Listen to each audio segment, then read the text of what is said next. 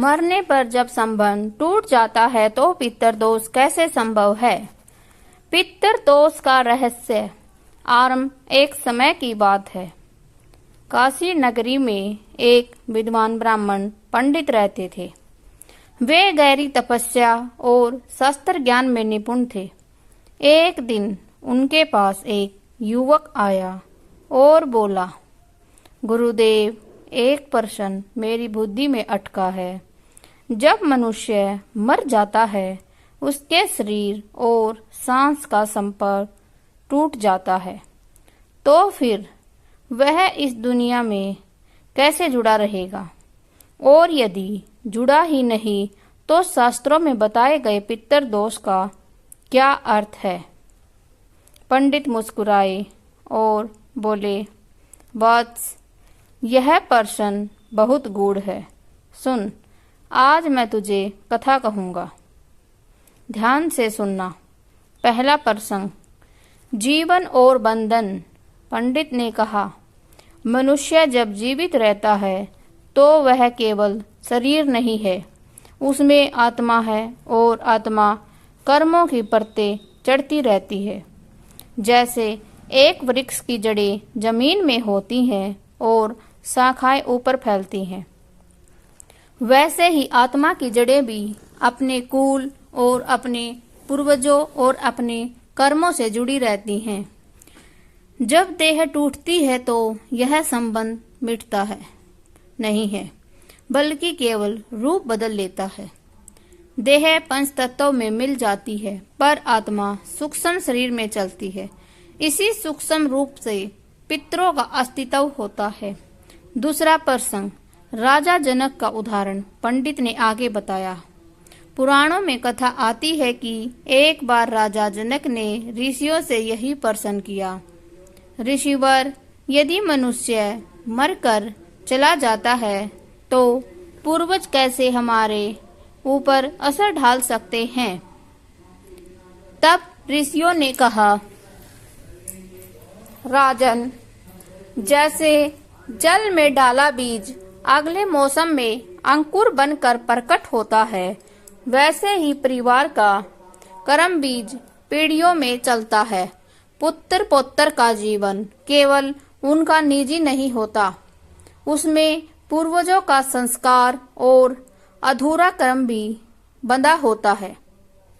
यही कारण है कि यदि पूर्वजों के कर्म अधूरे रह गए हैं या उन्होंने कुछ पाप कर्म किए और उनका प्रायश्चित नहीं हुआ है, तो उनकी आत्माएं शांति नहीं पाती।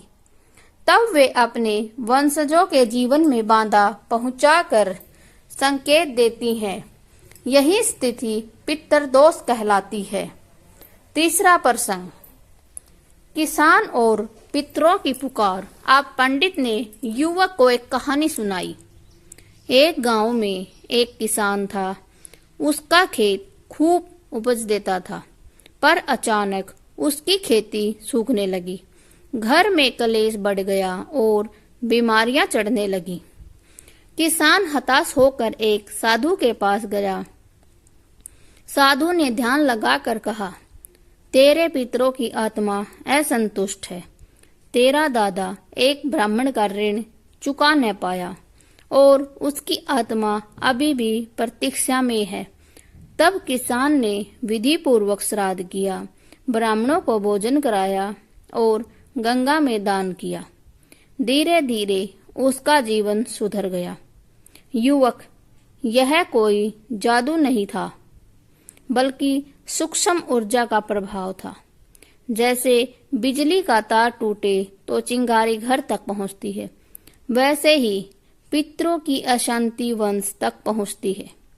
और जब पितरों को तृप्त किया जाता है तो वह ऊर्जा शांत होकर आशीर्वाद में बदल जाती है।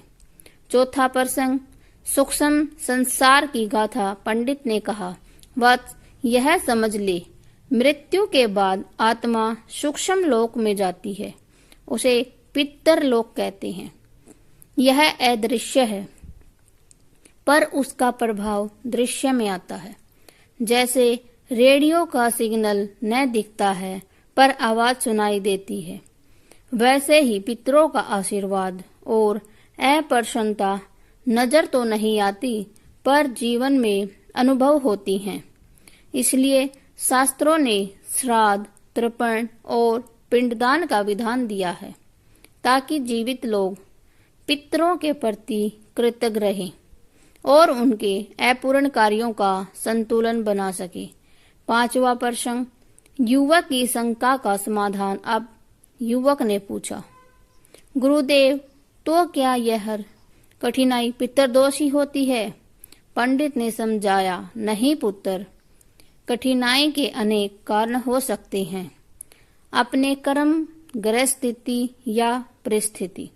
परंतु यदि परिवार में बार बार वही विघ्न आते हैं, संतान सुख न मिले, अकाल मृत्यु हो या बिना कारण दरिद्रता बढ़े, तो यह संकेत होता है कि कहीं पितरों की तृप्ति अधूरी है। मृत्यु से देह और सांस का संबंध टूटता है पर आत्मा का सूक्ष्म संबंध कभी नहीं टूटता। जैसे दीपक बुझ जाए तो धुआं हवा में रह जाता है, वैसे ही आत्मा का प्रभाव वंशजों तक बना रहता है। यही कारण है कि पितर दोष संभव है। पंडित ने कथा का निष्कर्ष बताया, वत्स, मृत्यु अंत नहीं है, केवल रूपांतरण है। पितरों का दोष केवल डराने की चीज नहीं, बल्कि यह स्मरण कराता है कि हम अकेले नहीं हैं। हमारे पीछे एक परंपरा है, एक वंश है, जिनके अधूरे कार्य और संस्कार हम तक आए हैं। जब हम पितरों का सम्मान करते हैं, श्राद्ध और तर्पण करते हैं, तो हम केवल उन्हें तृप्त नहीं करते, बल्कि अपने ही जीवन का मार्ग भी निर्मल बनाते हैं। इसलिए कहा गया है, पितृभ्य तर्पण कुर्यात् तेन पितर प्रसीदन्ति। पितरों को तर्पण करने से वे प्रसन्न होकर आशीर्वाद देते हैं। उम्मीद है आपको यह कथा पसंद आई होगी। ऐसी ही जानकारी के लिए हमारे चैनल को सब्सक्राइब, लाइक और शेयर करें और कमेंट बॉक्स में हर हर महादेव लिखना न भूलें। धन्यवाद। Thanks for watching.